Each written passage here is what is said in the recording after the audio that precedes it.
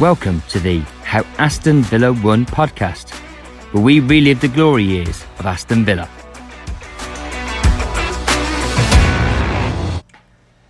Hello, welcome back to the How Aston Villa Won podcast with me, your host, Martin. And I'm on my own again this week, but it's okay because we've got some good games coming up. We've got victories, we've got some wins, we've got some interview footage we're going to go through. But first, I want to start with an apology. It seems that I made an erroneous statement in the previous episode about our derby game with Birmingham City when I retold Ant's story of his first game. Well, this is what happens when you don't turn up to record a podcast. So, I digress. Ant assures me that what actually happened was not a mixing of fans, but instead, rather, he was dressed up in full Villa regalia, the scarf, the shirt, the you name it, hat, assuming that that's just what you did, not knowing that the people taking him, his dad's mates or whoever it was, were actually blue noses. So he was sat amongst all these Birmingham City fans in full Villa gear. Now, you can't do much to a child anyway. I'd be tempted to maybe flip the ear or something, get away with that. But that's the real story of what happened. So apologies. And we move on. You know, we're all human. We begin properly now by looking at the next match, which took place on Saturday, the 18th of October, 1980, against Tottenham Hotspur at home, with an attendance of 30,940. Now, I don't have all the notes in front of me. I haven't really got time for that kind of thing. But to my mind, I feel like generally attendances were averaging about mid-20s, so this is a bit of a spike. So my only thought is that this seemed like a game that people felt was a bit tasty, it was worth going to see. And one reason why that might be is the inclusion of Glenn Hoddle, who obviously England start at the time was in the lineup for Spurs. Gibson comes back into the team for Eamon DC, so it's more a team that we see consistently throughout the season. And there's a few goals here. So, 39th minute, come up to half time, you think we're looking for a goal. Tony Morley pops up, scores a goal, keeping the manager and the fans happy, I suppose, going into the break. And when we come back, we pick up where we left off because Tony Morley scores again. And I feel like he does a lot of this. He just pops up when you need a goal. So, when we're owning a game or we're bossing a team, the strikers get on the end of it because we're all up there. I feel like maybe there's occasions where Tony Morley has to take it into his own hands and goes and scores goals. And we round it off with a third goal to make it 3-0, thanks to Peter With in the 82nd minute. So fans treated there to a bit of a game against a decent side, few goals, and I think Villa now may be picking up a bit of confidence after previous fixtures. And this makes us joint top of the league, takes us up with Ipswich there. So we're both on 18 points. However, Ipswich still had a game in hand and had a better goal difference of 3 goals, so 13 to our 10. We also had Liverpool just behind us, 1 point behind, with a goal difference of 16. So it's so tight still there at the top. And I'm on my own now, so it's hard to really have a bounce. But I suppose when it comes to Spurs, the only thing I can really say in terms of my own experiences is, and it always comes back to the O'Neill era with me, doesn't it? I apologise about that. But when I was at university and myself and Ant were in Manchester, I remember us going to the pub and going to watch a game against Spurs when Martin Jol was manager. And this must have been 2009, 10. And at the time, it was one of those where we were at a similar level. They were competing, trying to get up with the big boys, and we were looking to do the same. And this is before, obviously, Man City came. They replaced us in that chase as we dropped down. And again, it's that sliding doors moment. But it was one where we were thrashing them. It was going really well. I'm sure it was sending off. Was it Barry, Gardner, something daft? And it ends up 4-4. And we were there in the pub, the only 2 Villa fans. I'm not sure people were particularly Spurs fans in Manchester. There might have been some in there. But it was just that euphoria moment, seeing conceding it all. And you have that mixed feeling of, well, it's been great entertainment, but also it's just really frustrating. You can't see that game out and see it through. I suppose it spoke to the sheer quality of both teams, but that'd have been nice to have won that. And again, it's still things out there that make a difference when you make 6th as opposed to 4th. What could be a... But I'll move on. So the next game was against Brighton and Hove Albion. Don't tend to call them that these days, do we? We just tend to say Brighton. Don't know if it's just like a laziness thing, but that would annoy me if it's my team. And like West Brom, I suppose. You tend to just call them West Brom rather than West Bromwich Albion every time. It's a mouthful. However, we played at home on Wednesday, the 22nd of October, with an attendance of 27,367. So that slight dip against a team that probably wasn't as exciting to go and watch, let's be fair.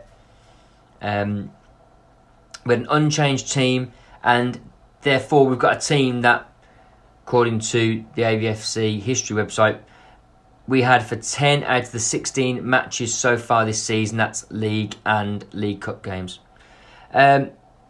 But if you had gone to this game, it would have been a good one by the sounds of it. Now, one thing that adds a little bit of spice to this is the fact that John Gregory was playing for the opposition. And he'd been sold about 2 years before. Gregory had come through after playing at Northampton and was a bit of a utility player, was bounced about a bit. One notable game he played in was in March 78 in the UEFA Cup tie against Barcelona. And the first leg, he was a makeshift right back, playing against Johan Cruyff, who went off in about the 82nd minute when they were 2-0 up, and we ended up getting 2 back. One from Evans, and second one escapes me now, Dean, I want to say, with a tap-in after bullying the keeper, or the defenders bullying the keeper across from a corner. And second leg then, we ended up losing after sending off. Even though we went up to 3-2 in aggregate, they were just too much in the end, and they scored a further 2. Now, I know John Gregory has been on interviews and he's got his own version of what went down, but from Ron Saunders' point of view, he missed an end-of-season trip to Mallorca and then was fined 2 weeks' wages, and not long after that was sold for £300,000. And I think it was part of a bit of a clear-out of players that didn't quite fancy or see eye to eye with, so he could reinvest that money, which then becomes a squad that we know here that wins the league. So I know it would have been gutting for Gregory, big fan of the club, and obviously goes on to do a good job with us as a manager. But maybe we'll come back to that one year in a different season. So, having mentioned him, of course, 27th minute, serendipity strikes as John Gregory scores, making it 1-0 to the visitors. But before it becomes half-time, the 39th minute, captain, fantastic, Dennis Mortimer scores a goal. And he doesn't score many, he scores about 7 or 8 this season. But it's important that those midfielders are chipping in with those goals. And I think that's what, to refer to sort of current goings on with the Villa, we're looking for. McGinn, all action, tries to be box to box, but we're not seeing the output in terms of goals. Douglas Luiz feels like maybe he could be that. He scored those couple of goals when he first joined us, but it seems to have gone quiet. I'm not sure if he's going to go back to that sort of player, what's happening there. And that's why I feel like they keep talking about getting another number 8 this summer. Gerard's mentioned more ins and outs. I think if we get a couple of outs, balancing the books, I think then that's when we'll strike.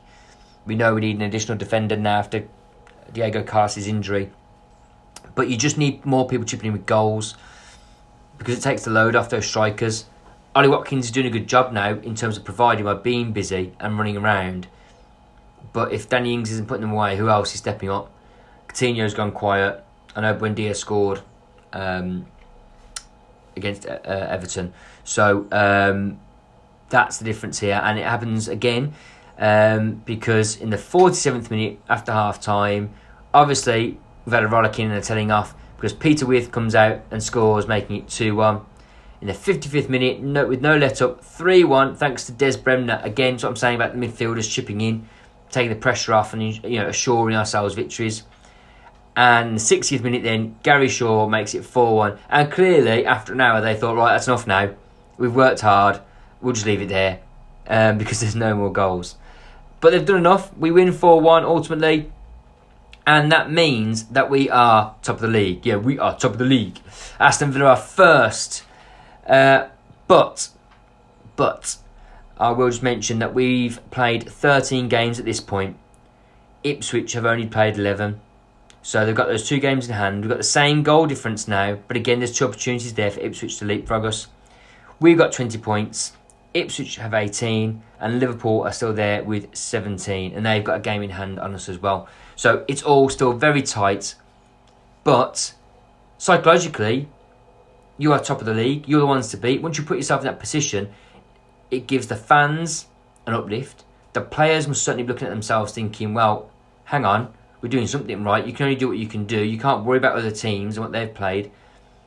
Because for all you know, Ipswich are going to go on to lose those. And maybe psychologically, the pressure of trying to chase us might do more harm than good. You normally tend to think actually the underdog thing tends to put fire in your belly. But you don't know which way it's going to go. To get up there and to be at the top, which is what Saunders was looking for, the whole idea is then once you've got that, you hold on to it and you don't let it slip. So we move now to the interviews, and the first interview is with Villa captain Dennis Mortimer, and we'll listen to it together and I'll talk about it afterwards. No, I like to play it down myself as well. I mean, it's a long way to go yet, Gary. I mean, we've only played 13 games, and it's important that the younger ones in the team realise that there is a long way to go and don't get to sort of thinking that it's all over and we're there. I mean, the older ones, we know we've been in the game long enough to realise that one minute you can be at the top, next minute you can be down the bottom. I mean, I've been in that situation a lot with Coventry and with the Villa. So there's a long way to go, and the players, we're being realistic with ourselves. We know that we've got to keep our feet on the ground and carry on just performing the way we know we can do, and hopefully get the luck and the ball running for us. What sort of contrast is it now, Dennis, when you look back and think it's a year ago since you had all those boardroom troubles and the power struggles? Well, there is a different feel about it now because we are top of the league, Gary. I mean, last season, the only bad feeling really was the boardroom sort of wrangle that was going on, and also the players who wanted to get away. This season now, we've got a settled team. Everybody's pulling the weight, and so from that aspect, it is a happy club at the moment, and we hope to keep it that way. But the only way to keep it that way is by winning. The only way to keep it going is by winning, and that's true. I start to see rumblings now about the Villa having had that loss, losing Carlos, and thinking about who replaces him, and have we actually got the squad we need to kind of make that difference to step up in the league. Mortimer here, very much the seasoned captain, isn't he? You can tell he's had a good long experience in the game. You're already starting to get that sense of those common interview tropes. Keep our feet on the ground, the young lads, the old boys, having a happy camp, people pulling their weight. But it's true, it's the start of that really, where obviously money increasingly is part of the game. And it always has been there since it became a professional outfit, don't get me wrong. But these major changes at boardroom level and so on, seeing the difference, of course. We've mentioned Doug Ellis was there previously. He's gone by this point, and he would return only a couple of years later. But those sorts of things then upset at a team level. It can frustrate and hamper a manager's job.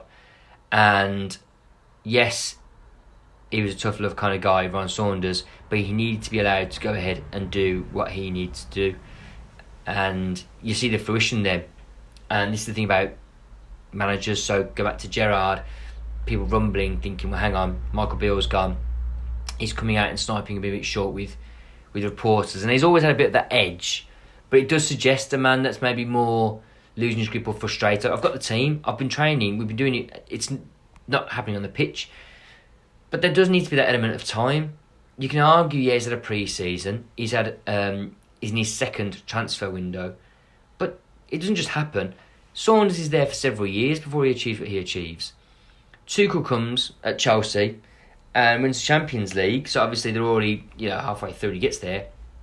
But then had that decline last year. They're rebuilding again. We'll see what they do. But it doesn't just happen. And sometimes you know you've made a mistake and you make a quick change, but that's not always the way. So we'll move on now to our next interview, which is with Peter With. With the experience and the youth, I think that there's a good blend. We've got some experienced players from all down the centre, really. Jimmy Rimmer, Ken McNaught, Dennis Watt and myself. And we've got a good blend of youth. So I think that it's a good blend, and this was one of the reasons instigated me in signing for Aston Villa, because I felt that they were, with the squad that they had and the players that they had, that they could achieve things. Must be in the back of your mind, 2 championship medals. Must be there at the back somewhere, Pete. Well, I won things at Nottingham Forest, and I went to Newcastle, and we didn't achieve all that I thought we would. And I'm sort of I like success, and I was part of the Nottingham Forest setup where we had success, so I want it again, and that's why I've ended up moving to Aston Villa, because I want success. So it's always I'm always thinking of winning things, and to win a championship medal with another club, well, that'll just put a bit of icing on the cake. Does Ron Saunders play it all down like Peter Taylor and Brian Clough used to do at Nottingham Forest? I think that at this stage of the season you can't get carried away, and managers do play it down, which I think is right. I think that if you go sort of after 26 games and you're up there, then you may have something to talk about. But after 13, you can't really talk about that. I think that Brian Clough and Peter Taylor, when we won the championship, they never went on television or anything, and they just played the whole situation down, because everyone was sort of saying that Forest wouldn't do it because they just got promotion. So they played it down that way, and then at the end of the season, when they did achieve it, then you can come out and say what you want to say, really. How important is this then for Ron Saunders to keep? I mean, he's obviously away, he doesn't need to hear this to know that he's got to play it down, but I mean, how important is it? I think that there's always people to, if you go out and shout your mouth off and say you were going to do this and we're going to do that, there's always someone, it makes teams more determined to beat you. I mean, being top of the league, teams are always trying to beat you anyway because you're top of the league, so I think that from now on, it's going to be it's going to be a long battle, and it's teams that, when you're up there, teams are always trying to knock you down. So I think that playing it down sort of can help a bit. Few interesting things there. Starting off with similar comments about the blend, you can tell obviously this was something that was discussed maybe by Saunders or as a team. The fact they had the established players, experienced players, as well as some of the younger ones, that youthful energy and legs to work around, and then you got the nous then of players that have been there before, and it's particularly important with winners, and that's what Gerrard is. He's been there, he's won it, and Withers been there and won it with Notts Forest. And he's moved again, left Newcastle thinking, that's happening for me. He wants instant success. Danny Ings surely was looking for something instant, as well as that big last contract, I'm sure. Diego Carlos, right, he's got one last big contract and move, so that suits him coming to a Premier League club with money. But also, there's opportunity to do something. He's got Gerrard, a historical player, saying, look, I want to achieve something here. Coutinho will be the same. I know psychologically he wants to be somewhere comfortable and familiar, but he needs to be playing well to get into that Brazil squad for the winter. So if he's not doing it, it's only going to hamper himself. So you've got players there who have achieved and done well, and you've got youth, Boubacar Kamara, Matty Cash, I suppose you should include, Ramsey, and all the other youth lads coming through. So there's lots of reflections there, but it's true, you need that balance. Same with anything in life. You can't have, two people having a conversation that think the exact same thing. There's just no bounce off. So that's probably what made the difference for that season. And it's all well and good, it's true, to talk things down. And until you've won something, until you've done it, why would you be talking about it? I know, particularly fighters, boxers and all that now, trying to draw attention and get buying rates up so they can make more money. I get that. It's not the same in football. You get the money and success when you win. It doesn't matter how many eyes are on you, and just being up top is inviting pressure. So automatically now, people are going for us, and that's what I'm saying about Ipswich and Liverpool having games in hand. Now Liverpool are perennial winners at this point, aren't they? So they know how to win. They've won before, they've gone to win again. But at this point in time, we've put ourselves at the head of the pack. We've got our noses in front. Ipswich, who saw themselves as likely winners, and they were a strong team and did well there in the 80s, as we've alluded to and covered before. But now they're chasing, and it all shows now it's about mentality, and clearly the Villa's dogged determination is what sees them through for the rest of the season. And now we come to our last game for this podcast, which was against Southampton away at the Dell. It was played on Saturday the 25th of October in 1980 with an attendance of 21,249. And it's another win. It's not as triumphant as the last couple of games. But we do go ahead in the 15th minute, thanks to Tony Morley with an assist from Cowans. They pull one back after the break in the 59th minute from Steve Moran, or Steve Moran, depending on your pronunciation. 68th minute though, we battle back. So under 10 minutes later, with a goal from Peter with an assist from Alan Evans. And there's a substitution as Morley comes off for DC. Not knowing the details, I haven't read the match report, newspaper reports. That's what I should start doing, shouldn't I really? Get the newspaper reports and get some more of the details. But I can only presume that's just to solidify and defend, because by the looks of it, it's a bit of a tighter game, a bit more of a battle. So you want your defence in there. Rest Morley. It's wise, really, and something that wasn't really going on as much in the game at that point. So it's good to see it happen from Saunders there. It does mean, however, that we've now got 4 wins on the spin, 4 on the trot, and we are still top. So we've played 14 with a goal difference of 14 with 22 points. Ipswich have only played 12 with a marginally better goal difference of 15 and 20 points. Liverpool then still not far behind, having played 13, goal difference of 16 and 18 points. If you're interested and you're keeping track of what's happening at the bottom 3 are Brighton, Man City and Crystal Palace. Crystal Palace have 6 points, Man City and Brighton have 8, and just above them, Leicester and Norwich have got 9 each. So it is still very tight down the bottom end as well, but there's a big disparity growing there. There's low numbers, but it's still, only getting to halfway through the season, really. So that's it. That takes us up to where we are for today. Thank you for coming and listening and joining. If you are listening as soon as this goes out, we actually played Crystal Palace today, as I record. I feel like it's going to be a draw. I don't know why. I feel like they're a good outfit. They're well organised. They have a good game plan with Vieira, irrespective of the opposition. And I know we beat them well last season, but at the moment I felt we're finding our footing again. So I think that would be a fairly good game and a fair result ultimately. Right, when we come back next week, we cover our next couple of fixtures. And we go unbeaten still for a couple of weeks, and then it starts to get a bit rocky. And it's ups and downs, and it's going to make for squeaky bum time, I think, as we go through the season. I hope to be joined by Ants for the next podcast or two. He's intended to come for a while, and he's saying he'll be here. I don't know if you're bothered. I'm not now. I don't even remember what he looks like or what he sounds like. But we'll see. Either way, I'll be here going through this triumphant season. So keep listening. You have been listening to the How Aston Villa Won podcast. Remember to subscribe and follow us on Twitter and Instagram.